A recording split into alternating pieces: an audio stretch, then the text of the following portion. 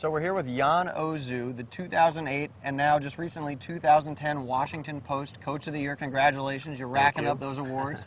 Thank you. Also played on Cameroon's Davis Cup team. Correct. And the French national team. Correct, juniors, juniors for France, correct. Okay, and today we're going to be talking about footwork. Jan and I have done a little bit of hitting. The guy knows how to move around the court, so you're going to teach us and everybody at home a little bit about efficient and modern day movement. Correct. Well, it's what I call modern day footwork, basically, so you basically nailed it. The most important part, again, is to take advantage of, your movement when you play tennis. And, for the viewers that are watching this, just imagine having a second for every single shot, a second to spare for every shot that you try to basically execute. And modern tennis allows you to move to the ball and be comfortable, take time away from your opponent, and not hurt yourself. If you watch videotapes from the 70s, it's always almost comical how slow they move, okay? While we're watching, we're not aware of it, but when you compare it to what Nadal and Federer are doing these days, you see how much more explosive the game has become. The game's much faster. Correct. Part of it is the technology. A lot of it is people are becoming better athletes, doing it better, faster, harder. And, for your viewers out there, it's very important that they adjust to that they understand that, even though they're not professional athletes, that they have the ability as well, to take time away, get to the ball really quickly and efficiently, and really take care of their bodies while doing that, because there's an element of safety. When you move in a very efficient way, you don't hurt yourself. And I'm sure none of us really want to have a hip, replacement by age 40. So. That's the most important part. So we're going to be learning pro-level movement, the same stuff Rafa and Federer are doing? Correct. Exactly the same stuff that they're doing. If it works for them, I'm certain that it can work for you. And then my question is, as a rec player, and you sort of addressed this, but I'm sitting at home and I'm wondering, can I do this stuff? Can I move like Rafa? Can I move like Federer?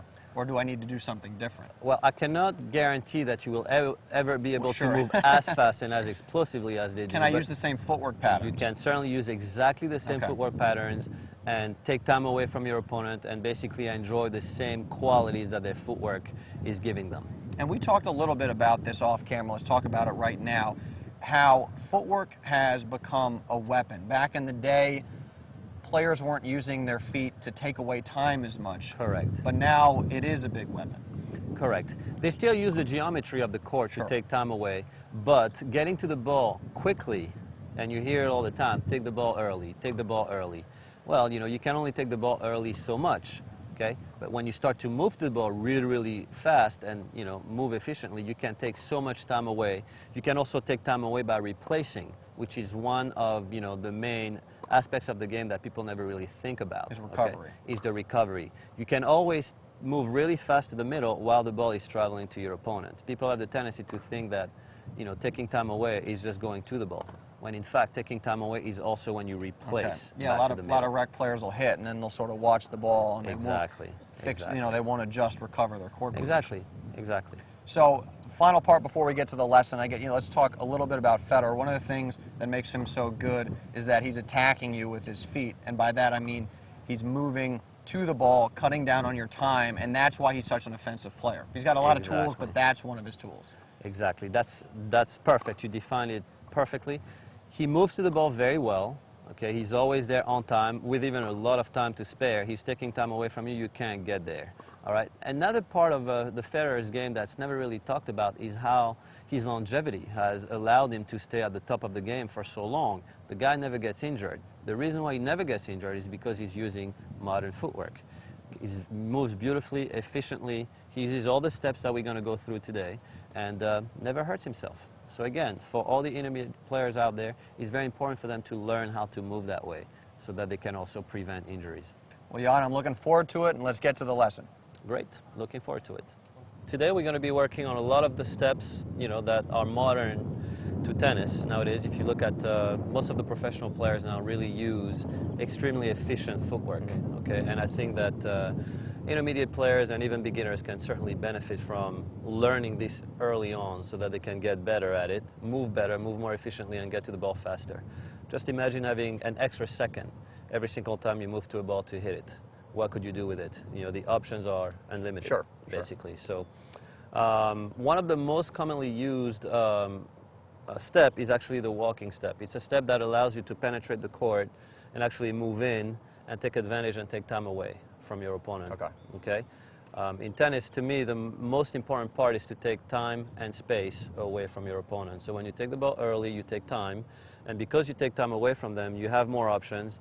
You get, your placement is a little more lethal, and by taking time away, you take even more time. So the next thing you know, the person is really far away from the ball, and they can't get to it. Over the course of a point, you're getting them further and further out of position by taking a fraction of a second every single time you hit the ball. Exactly. Imagine, getting to the ball with a tenth of a second early every single time and taking a tenth of a second every time from your opponent, what that's going to do after 5 or 6 rallies. The next thing you know, they're totally at the end of the baseline and you have the full court to put your ball away. And don't have to hit a great shot, just put it in the open court. Don't have to hit a great shot.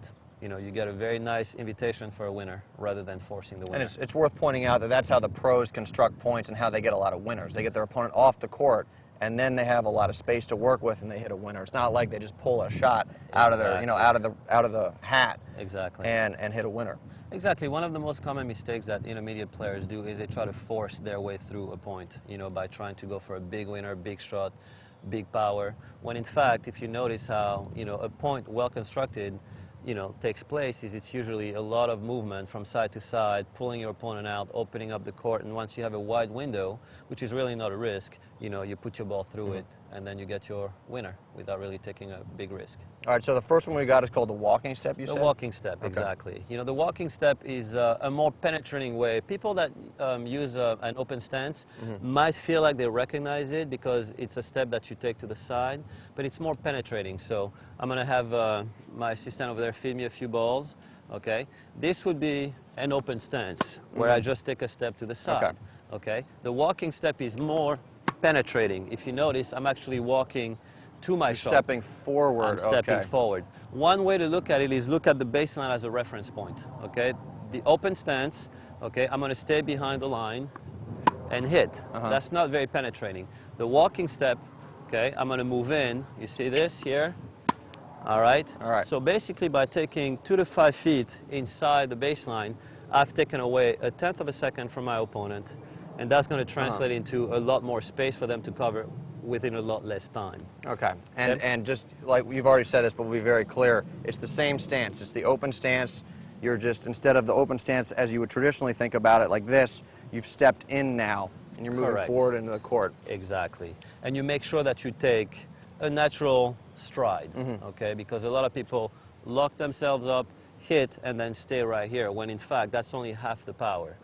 Okay, the second portion of the power is when your other foot transfers the weight forward. So it's here and then there, like that. Exactly. Okay. That second step is really important because you have a lot of momentum coming from the back to the front. So it actually is going to add a little bit of power to your swing simply by moving forward. You don't have to swing harder, but the forward momentum gives you a little bit more pace. You got it. It's a matter of fact, it's a lot more powerful. There's a difference between speed and weight, okay? A lot of people that use their arm only, they put a lot of speed in their shot, okay? But when you can actually add your entire weight, all right, into the ball, your ball is really brutal to control. Like someone like Nadal, for instance, puts a lot of weight into his ball. That's why those guys have a hard time, controlling it. So heavy, yeah. It's so heavy. It's not just the velocity, the pure velocity, it's a lot of that weight. He puts all the 200 pounds that he's worth into the ball every single time, okay? And intermediate player can certainly benefit from that. And this is also a nice, you hear that piece of advice, kind of get your weight behind the ball, transfer your weight forward. Well, if you're using an older school stance, I guess with the neutral, then that's fine because your weight's moving forward. Correct. But if you're now trying to get that modern stance, the open stance, by using that walking step, you're still transferring your weight forward. You're still transferring your entire weight forward, exactly, which is exactly what you want to do so that you don't rely on your arm only. Your arm is the most unreliable piece of equipment you own. Your legs are the strongest muscle. So you want to make sure that you use your legs rather than your arm to, benefit you for the longer term, because a match is probably going to last an hour and a half to 2 hours. If you use your arm only, you're going to get tired quickly. Sure, it feels great in the first set, and then midway through the second, it starts to get a little tight and a little tired. Exactly. And you start to spray tennis balls. You got it. All right. Excellent. So what's the next step we've got? The next step, to me, there's a difference between static steps and dynamic steps. Okay, the static steps are the more conventional steps that you refer to, like the close stance. Okay, when you feed me a ball to the forehand, this is a close stance. And if you notice, I'm stopped, okay? I don't move much. That's when you have time. It's great to load your power and hit really hard, but when you don't have time and you need to replace very quickly, you need to use dynamic steps. Okay. The walking step is a dynamic step because it allows you to move in and then come back quickly. The next one is the hopping step, which is for people that don't have the flexibility to load their upper body one way while they have their legs going another way. So they can do the hopping step where you stay sideways, like a conventional way to hit, which is a neutral stance, and then you just hop through your shot, okay? So I'm gonna go in a close stance and then hop. Okay. So what you see, it gives me exactly the same amount of penetration, okay? That level of dynamism, you know, into my shot without having to be locked and without having to be so flexible.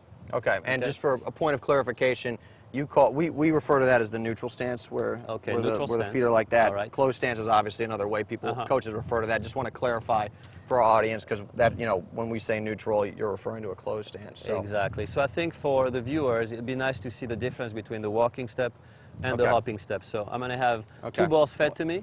The first one is going to be the walking step. All right. This way. The second one is going to be the hopping step. All right. All right. So both of them, you see, give me about 5 to 10 feet of penetration inside the court. I take the ball early, take time away, take space away. My opponent is on the run on the other side. All right, so let me demo it for a second. The first thing I'm going to do is hit out of the neutral stance. Go ahead, Rob. And that's just where, obviously, here's the neutral stance stationary, and now I'll do the hopping step. And so... That's it. And that's it. And so the first one I did, when I'm like this would be classified as static. And then the second one is dynamic. So let's talk a little bit more about the difference between the two and why this is preferable to the static neutral stance. As we mentioned earlier, the difference is always time and space. Okay. And when you deal with time and space, you deal with options. So for someone who is playing, you know, let's say at 20 miles per hour, which is the most average rally for intermediate players, you have a lot of time, okay? So you have time to see the ball come to you, you have time to pause, take your stance, and hit. Well, unfortunately, as you get better, unfortunately or fortunately, as you get better, the game goes faster, which means you have a lot less time to get ready, and you have to take the ball on the rise. So basically, before it bounces too high for you to be uncomfortable. So what the dynamic stances do is they allow you to move into the ball and hit while you move, so that you stay fluid. You don't have to stop and break the momentum of your shot. You just keep moving and deliver your shot beautifully. Okay. And do they give you a little bit more time to recover as well? They give you plenty of time to go from one shot to the next. Okay. That's what they're designed for, basically. It's to go quickly to the ball and then be on the proper foot to push back and come back. Okay, and actually quicker than sort of the more old school static. Exactly, because the static stance basically stops your hips. Okay, so if he feeds me a ball again, what you'll see is here, my hips are locked. Okay, so if my opponent plays a ball to that side, I can't turn. Okay, you got to transfer your weight out, and then you got to move back. I have to bring this leg back out and then run this way. As then with a walking step, I can actually take my step in any direction. So he's going to feed me a ball. What you'll see is I'll go like this, and I can actually take my walking step this way if I'm, you know, aware that he's going to play next over there. Or I can take my walking step in virtually any direction that I want. Okay, so I can go this way and go in that direction. Okay. So you would see which direction my left foot is going into will tell you where I'm going next. So it's more efficient. Those the fewer steps you have to take to recover or move in a direction is going to put you in position quicker, and it's going to cut down on your opponent's time as well. You got it. Exactly the best way to describe it. All right, so let's move on to the next piece of footwork you were saying is called the cross step. Correct. The cross step is, to me, again, one of the most important step in tennis, because it allows you to move efficiently from side to side. In tennis, we move in and out if you're aggressive and if you really mean business. From side to side is mostly what's being used by intermediate players and, you know, recreational players, basically.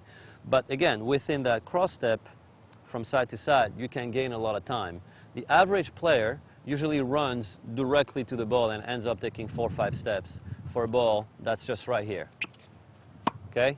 When in fact, if you move with a cross step, that same ball is only a step away. Okay? You just go one cross step, and then you're right here, one cross step, and you're back. So it's more efficient. It's more efficient. Imagine what that does to you if you run one step when my opponent runs 4 or 5 steps. Okay? He's running a marathon when I'm just taking a nice stroll in the park. Okay? And then by the time we reach the second set, third set, he's tired and I'm not. And the other thing we were talking about off camera, we'll talk about it right now, is that this gives you a little bit more space and it gives you some margin for error. Correct. And I guess the normal club player, if my contact point is right here, what I think is going to be my contact point, Exactly. I'm going to move straight here and set up. Correct. If I get a bad bounce now, then I'm in bad shape. Then you're jammed. So talk to us about how this step actually gives you some margin for error and allows you to adjust to a bad bounce or maybe a ball you didn't quite expect. Well, the beautiful thing about the cross step is because it's a step that goes behind your leg, you can take it straight or you can actually take it deeper. So if he feeds me a ball and the ball is short, I can take a cross step inside. If he feeds the ball really deep, what I'm going to do is I'm going to take a cross step behind. And I basically end up creating a lot of space for myself to execute my shot with a lot of comfort. So it gives you some time to evaluate and it gives you that margin for error. Correct. So I'm right here and I can stay at this depth, or I can then step in if it's a little bit short. Exactly. Or if it's deep, I can Take move one back, All right. and then do the same thing. All right. So again, in a very efficient manner, you can either move forward or move back. Okay. Okay. So that extra space just gives you a little bit more to work with. Exactly. And you know, you can, like we said before, adjust for those kind of weird bounces. Exactly, and it's always time and space. Basically, those are the two most important concepts. Are you moving efficiently so that you buy time for yourself? And are you moving efficiently so you take time away from that person? If you take time away, you have more time to see the ball, you have more time to pick your space. Then you put the ball to the left, you easily put the ball to the right. The other person is running a lot and you're not. And you're in control. Correct. All right. Well, with that in mind, let's move on to the next piece of footwork we've got. The next piece of footwork is what I call the pivot step, okay? Obviously, in the course of a match, you're going to find yourself running around also. Okay? Ideally, we would want to be in control all the time, but that's not always the case.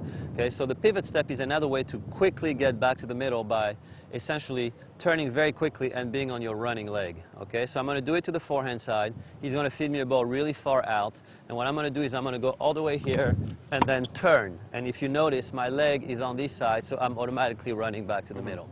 Nadal uses that one quite a bit. Okay, so that's why you see him going out of the court and pivoting with a full rotation, and his body is already facing to sprint in the other direction. Okay, could you demo it for us a couple more Sure. times just so we can see the exact footwork there? So I'm going to run quickly, and then I'm going to pivot, and if you notice, my leg is loaded. I'm ready to go to the other side. It's almost like you're in a sprinter stance where you're just ready to explode back to the middle. You of the have no court. time, but you still mean business, and you can still hit a shot very efficiently and get back quickly so that you don't lose that time. So this is more, the other stuff we've been focusing on is getting to the tennis ball, and this is more about recovery. Exactly. And getting yourself back quick so that you're not in terrible court position when your opponent hits the ball. That's a very good concept that you bring up, because if you think about time, all right, when can you actually earn time? If I run to the ball, I'm not really in control because my opponent defines that. But where I can actually take time away is in my replacement. Okay, so you'll see players actually sprint to run to the shot, they hit a lob, and then you see them walk. Well, if it took you 1 second to get there, it should take you a half a second to get back and still be in the point, because if you spend a second and a half to one side, that's a second and a half your opponent has to put the ball to the other side. So it's very important to always, again, manage your time and space. All right, great. So another piece of important information here is to learn how to move in towards the net and stay sideways, okay? And that's mostly good for backhands, because on the forehand side, if you're righty, in your case you're lefty, so on the left side or right side wouldn't apply. But on the forehand side, I can just naturally be flexible and adjust. And you can use that walking step. Correct, you can use the walking step. On the backhand side, we're not as flexible because you have to go across your body, and then you have to keep your hips sideways. So one step that I use when I get a backhand that's inside and I need to stay sideways to play down the line is the inside step.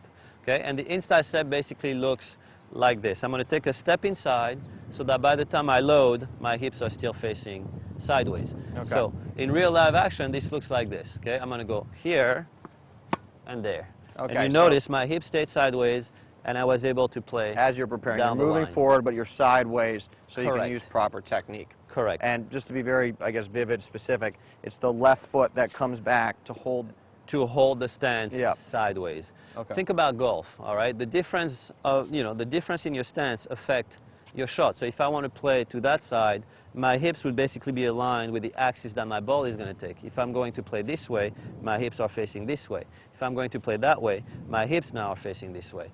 Okay, so when you take a backhand side, down the line, you also need to make sure that your hips are basically turned in the direction. Stay in line. Stay in line with the shot that you're taking. Okay. When you move in and you take the ball very early, there's a difference because now you also need to be a little more dynamic. And there is one step that's called the karaoke step that looks like an inside step, but the difference is one you hit at the same time as you take the step, and the other one you actually take the step first and then you hit set. All right, second. and then you hit. Okay. Correct. So I'm going to demonstrate the karaoke step. The karaoke step, you go this way. You notice I move in and I slice and stay sideways at the same time. The inside step, I'm going to take the step first. Okay, I take the step first, and then I hit. All right. That's the difference between the two. All right. So the karaoke step allows you to transition forward a little bit more. Exactly. That step is excellent for people who like to chip and charge. Okay, move in and rush the net. Basically, you'd see players like the Edberg, sort of the old, you know, McEnroe, you know, the old guard, you know. Now, since they don't go to the net as much, or when they go to the net, it's often explosive shot. They make a winner anyways.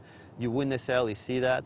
But for players at the intermediate level and even the beginner level who need a little more time to rush the net, it's actually an excellent step to, again, take time away and be really, really diligent about keeping their stance on the control. Yeah, this would be a great shot for the rec player who's playing a lot of doubles, right? Exactly. Beautiful shot. You control your position. You control your ball. You get in comfortably. Good. Well, we're going to use some of my students, you know, to showcase a little bit of the modern footwork we just talked about. Right now, I'm just going to feed them a few balls and, you know, let them go with their own natural way to hit. All right. Okay. All right. 3 forehands moving across. Okay. All right, what you notice here is this gentleman has a tendency to use an open stance. You see that? That's very good. All right, beautiful player, very nice footwork. This one uses also a little more penetrating, if you noticed. That's a little more like a walking step. Okay? Kind of in very between. Good. Exactly. This one is a more conventional stance. You see, that's the neutral. But she pivots around, so she's able to basically bring her foot around. Very powerful player. Again, that rotation is more like a pivot. It's like a pivot step, but she does it in a very neutral way and is able to generate a lot of power. This little one is lefty, and same thing. You notice that she's using a walking step. Okay, penetrating and moving into the ball. Side. Exactly, on the backhand side, taking time away. All right. A lot of the younger players, what you'll notice is they learn dynamic footwork right away because that's their generation. Basically. Exactly. They didn't grow up with the more traditional footwork. You got it. They didn't grow up with the wooden rackets, and they didn't grow up with, you know, gut strings and all that stuff. They're all very, very penetrating. This one is using more of a hopping step.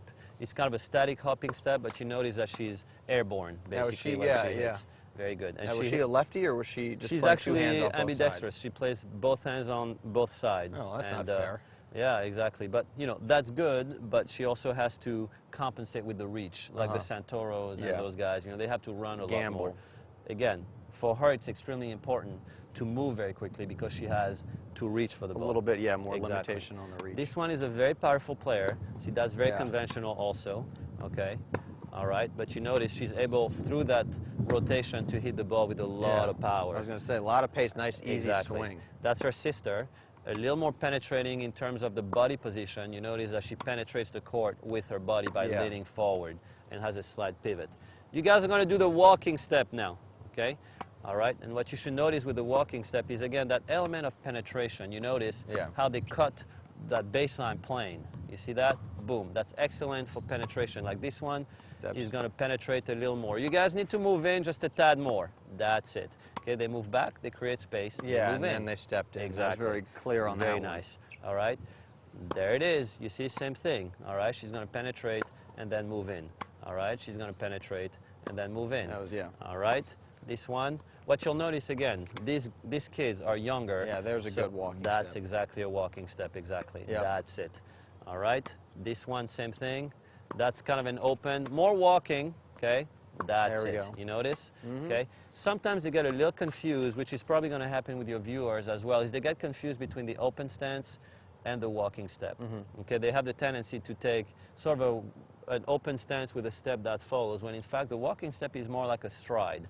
You know, it's your regular stride. You just move in, basically. Okay. There it is. Okay. Try to move in a little more. Yeah, Okay. tell me, correct me if I'm wrong, but what viewers should look for at home is, are they stepping laterally, that'd be open, or are they stepping forward Exactly. towards us? They're crossing the baseline, stepping Correct. into the court. Correct. That's the difference between the two. The open stance is more lateral. The walking step is more forward. Okay. You guys are going to do the hopping step now. Okay. This one they should be very, very comfortable with, and what you'll notice is they'll just right away penetrate, take the ball early. Yep. Okay. And then you see it's really explosive. Yeah. Without having to have the flexibility, okay, that a lot of players don't have, which is fine. Yeah. My thing in tennis is, you know, there's Yeah, always a way to do it well. Yeah. Okay, like you see, same thing. He's very explosive. He goes airborne, Yeah. and he can generate just a lot of power. What I like about these players is they're very, very flexible. Okay, very good. Again, come on. All right.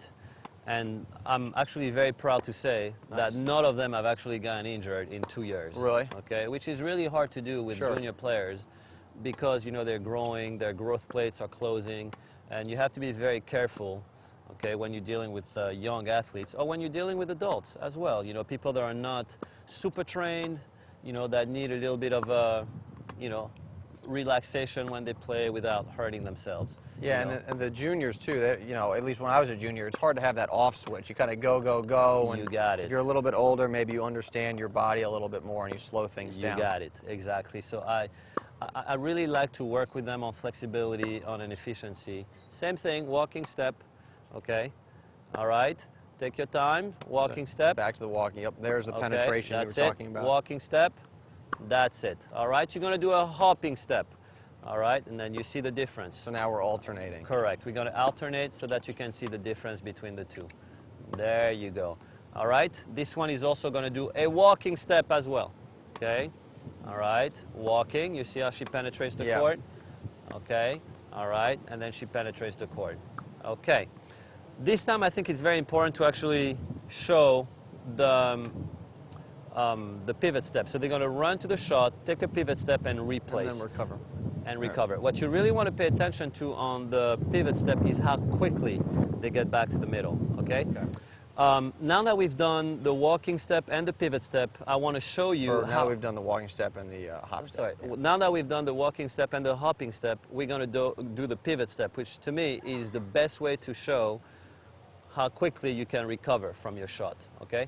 So you're going to do a pivot step and quickly come back to the middle, okay? So what you'll notice, she goes quickly and then pivots, and you see how quickly she's she's back. back? Yep. Exactly. Next. All right. So that's what's important to see is how fluid she is and how balanced she is recovering towards the middle, okay? This one is going to do the same, and then you see how quickly she comes Yep. back? And it Very allows good. you, the pivot step, it looks like it allows you, right after you hit, you can just transition into that footwork real easily, real quickly. You got it. And the beautiful thing about that is because you're not really committing your weight on any one of those two legs. So if someone tries to play behind you, you can still get there. And you can get there by using a cross step. Okay? So it prevents you to a degree from being wrong-footed. Correct. When your opponent hits behind you. Exactly. All right. So what you'll see is there you go, pivot step. You see how quickly they get back? Very good. All right. And they look very important. They look very balanced with this piece of footwork. They look very balanced, exactly. What you'll notice is the upper body never drops, okay, which is one mistake that a lot of people do is when they're stretched out, what you'll see is what I call the tilt. Okay, their head starts to tilt to the side. And once your head tilts to the side, you're off balance. You can't play. Ready? Come on. Okay. All right. Right there. Same thing. Yeah. You see how quickly That she was gets back? Very good. All right. Now I think I'm going to use one of my player who actually has a beautiful slice back, and he's going to work on the karaoke step and move inside. Okay? Robert, you're going to go next. Okay? You're actually going to start from that corner over there. All right? So that they can get a good shot at you. And what I want is I want you to move in with a slice. And then you're going to take a karaoke step. Okay? All right. Here we go. Come on. There's the karaoke step. Very good. Do it again. You want to move that ball? All right, here we go. And what you'll notice is, you know, how clean that looks. That's it. Nice. Okay? And he moves in, beautiful delivery. He controls his hip turn beautifully, and then he hits perfect. Okay? Lily, you're going to do an inside step.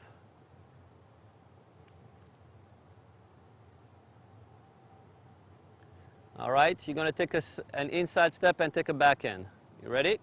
All right, inside step. Okay, it's going to be forward. So you're going to take an inside step with your left foot going behind your right foot. There we go. There it is. Nice. All right, so you see the difference between the karaoke step and the inside step. The timing is slightly different. Exactly. You're going to do it again.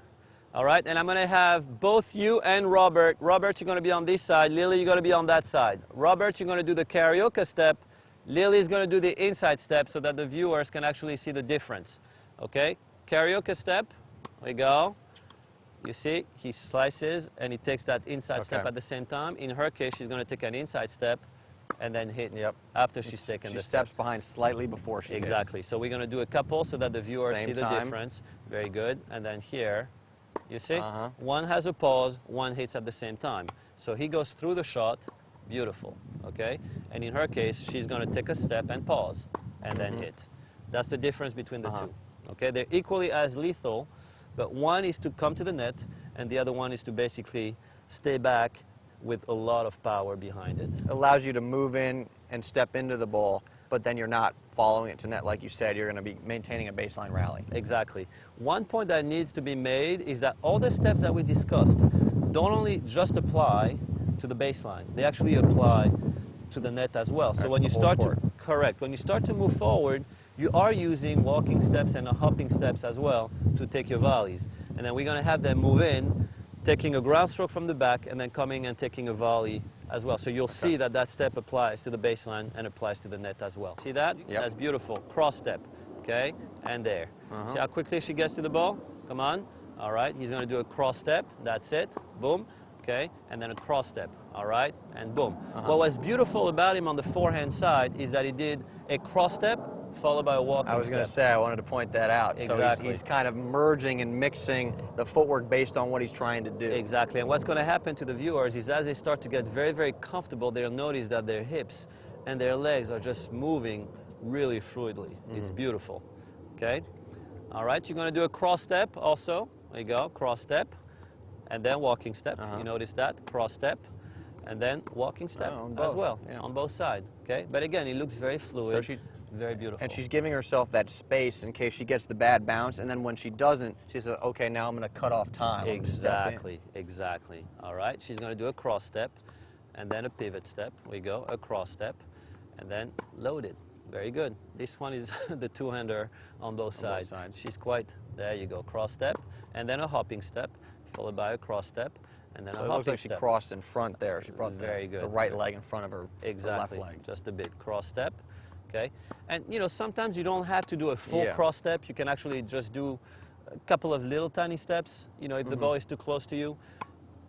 And that's something Federer does. He kind of almost shuffles occasionally. You know, sometimes that's all you need. You know, sometimes you just need a shuffle. You know, you just have the flexibility to make it a cross step to take a longer stride while still staying sideways, or taking a little shuffle step if the ball is right next to you. Yeah, Federer almost looks like he's kind of taking two split steps. He'll split and then kind of split in one direction again, it looks like. But it's the same concept as the footwork we're working on right now. That we're working on. You guys now are going to move in.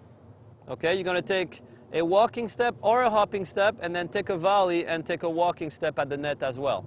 So this time we're working on moving into the court and coming to the net. Okay, so you're going to do a walking step, that's it, and then here a walking step, that's it. Very good. So you noticed again that it applies at the baseline and at the net. In your case, you're going to do a karaoke step, slice, and then you come in and then you're going to do a karaoke step volley as well. Okay, so you'll see karaoke step there, very good, and he comes in, karaoke step for the volley. Nice. Okay, so that's beautiful.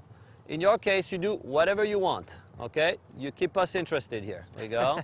All right, that's a hopping step. She gets here, followed by a walking step, okay? So you notice it looks fluid, okay? They don't look like they're hurting themselves. Everything is in the way, in the place where it needs to be, and they just look beautiful while they're doing it. Her, she likes to hop. Very good. She gets here, and then walking step as well. So, and it's worth pointing out for the viewers, this I feel like when we're bringing people to net really demonstrates how the footwork is dynamic versus static, where you're moving, you're continually moving forward, but you're balanced, your technique is proper, everything you need to play high-level tennis. Exactly. Is One facilitated thing by that this they footwork. all need to add here is a little bit of a split step. So, gentlemen, ladies and gentlemen, we're going to add a little split steps in the mix. Okay, let's keep the good habits going. Split.